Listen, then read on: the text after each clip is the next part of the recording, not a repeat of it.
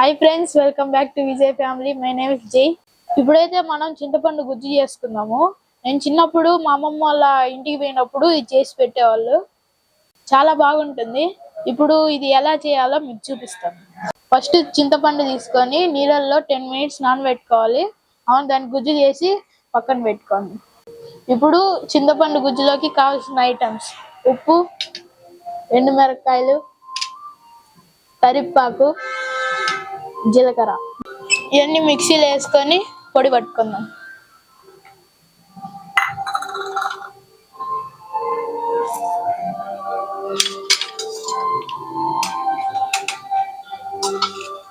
Jantar Mantar shoe Mantar.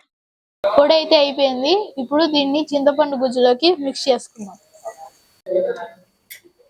ఇందులో వేసుకొని బాగా మిక్స్ చేసుకోవాలి. మిక్స్ చేసుకుందాం.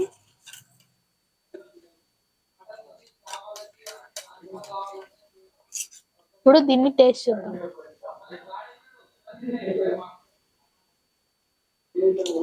సూపర్ ఉంది. మీరు కూడా ట్రై చేయండి ఇంట్లో. Okay, bye friends.